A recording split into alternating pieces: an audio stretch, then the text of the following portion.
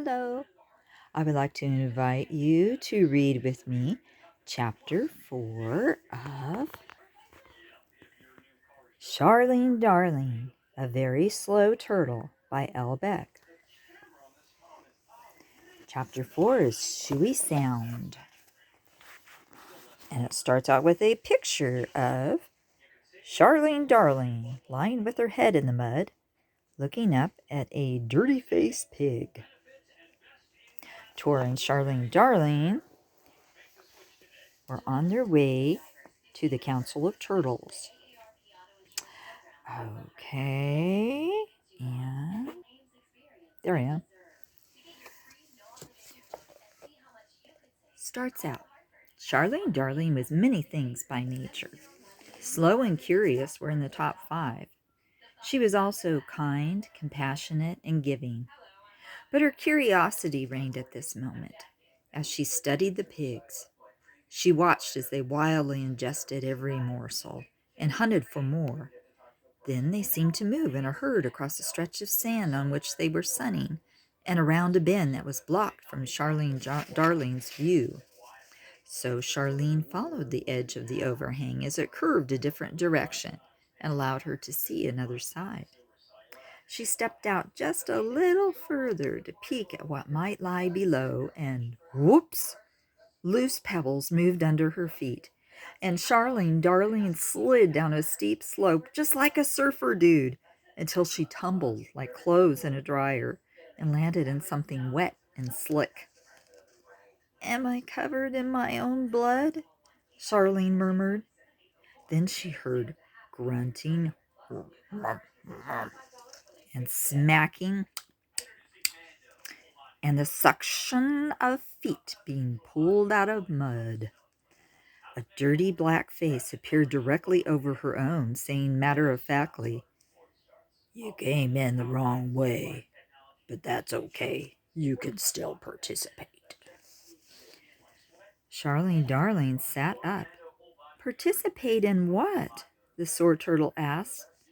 "The mud baths! It's mud bath time!" answered a group of sows, smearing the slick sludge on their arms, legs, and faces. The boars just rolled in it. "The mud has properties that heal and beautify," said a sow. "Yes, see how wonderful I look," said another. Charlene Darling was not completely convinced, but commented, "I could use some healing after the fall I took." She thought to herself, "When in Rome, do as the Romans." Then she slapped some mud on her aching head and bruised body. After covering herself with the mud, she did as the surrounding pigs did. She lay down and dozed off. That was until someone squealing, "Let the games begin!" brought her out of her shell long enough to see pigs flopping about and tackling each other. She immediately retreated into her shell and stayed very still. But when she heard a frantic Tor yell, "Darling! Darling!" she emerged, stood, and yelled back, "Here I am!" This unfortunately incited a pig to order, "Get that turtle!" Before Charlene Darling could object, she was slammed face first into the mud. Then her back left leg was bent up, and her front right arm was pinned down. Charlene Darling screamed as she had never screamed before, and the pig holding her down yelled, "Time!" while releasing her. Charlene Darling gasped and made it to her feet just as a confused Tor asked, "What are you doing, darling?" Charlene Darling cried, "They are savages!" "How'd you get down here so fast?" Tor panted and said, "I used the stairs." Charlene Darling fell back into the mud and sobbed. "Savages," a brawny boar with a brazen voice announced. "Let's have teams. One can be the Suey Savages." "I'll be captain of the slippery swine," called out another pig. Tor saw his chance and tread over to the weeping turtle to rescue her. Thursday afternoon's the pigs' mud wrestle, darling, said a sympathetic Tor. Unless you want to be put on a team, I suggest we get our shells out of here. Charlene immediately made turtle tracks with Tor to the ocean. Only Tor kept walking. He walked straight into the ocean and started to swim. Charlene Darling could not remember ever having the opportunity to swim. She wasn't sure she could swim.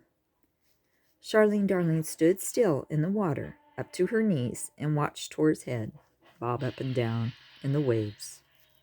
A few seconds later, Tor came traipsing out of the ocean and said in a very serious voice, "You're not going to tell me you're afraid of water, darling." "No, I'm not afraid of water. I drink it every day. I'm afraid I can't swim," Charlene explained. "Have you never tried?" Tor asked. "I think you are capable of a lot more than you know." "Darling, besides, you're a turtle. It gives you an edge." Tor put out his hand. "I'll teach you. I'm a bona fide expert swimmer of the elite class. And you definitely need a bath." "Okay," Charlene Darling reluctantly agreed. She took Tor's hand and walked into deeper water.